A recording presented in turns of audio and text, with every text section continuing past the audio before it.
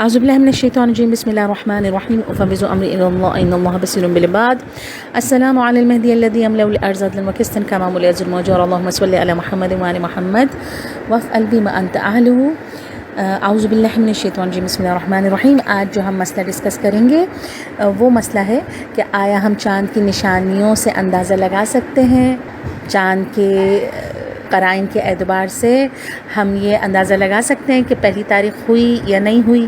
جیسے عموماً ہوتا ہے کہ عید الفطر کے چاند دیکھنے کے لیے لوگ نشانیاں بتاتے ہیں، چاند نیچے تھا، اوپر تھا، حلقہ تھا.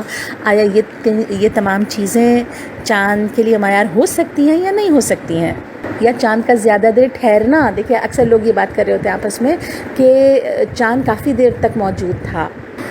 کے ساتھ دوسری چیز بھی بیان کرنی ہے آج مسئلے میں کہ ہم دیکھتے ہیں علم نجوم کا حساب لگانے والے، پیشن گوئیاں کرنے والے، ماہر فلکیات وغیرہ، آیا ان تمام اگر یہ کہہ دیں کہ کل پہلی تاریخ ہے تو ہمارے لیے ان کا کہنا ثابت ہے یا نہیں ہے؟ اور اس سلسلے میں مراجع عظام کیا ارشاد فرماتے ہیں؟ سب سے پہلی چیز کہ آیا قرائن چاند کی نشانیوں سے ہم اندازہ لگا سکتے ہیں کہ نہیں؟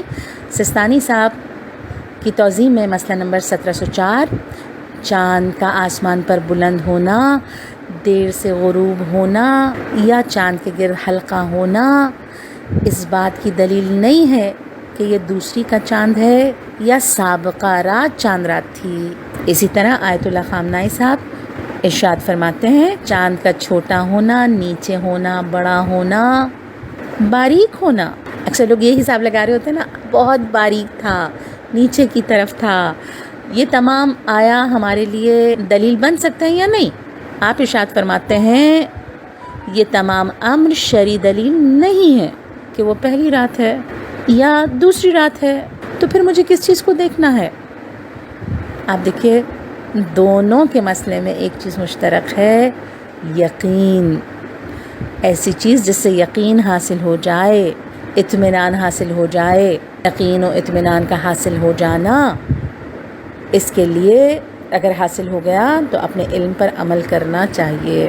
اسی طرح دوسری چیز جو بیان کی، ماہر فلکیات کا حساب کتاب، نجومیوں کا حساب کتاب، ان کی پیشن گوئیاں.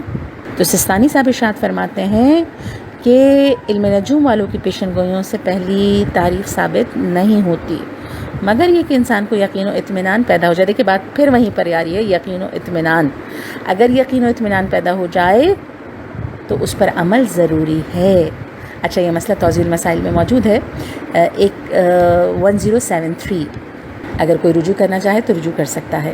اسی طرح آیت اللہ خامنائی صاحب بیان فرماتے ہیں علمی حساب کتاب، ماہر فلکیات کے حساب کتاب سے چاند ثابت نہیں ہوتا. پھر بات وہیں پر، مگر یہ کہ اس سے یقین حاصل ہو جائے. تو کیا چیز چلے گی؟ ماہر فلکیات کا حساب کتاب، رؤیت ہلال کمیٹی والوں کا حساب کتاب، یہ تمام چیزیں نہیں. ذاتی اطمینان و یقین چلے گا. اگر کسی کو ذاتی اطمینان و یقین حاصل ہو جائے تو اس کے لیے پہلی تاریخ ثابت ہے. وصلی اللہ علیہ رسولہ و آلہ الکریم.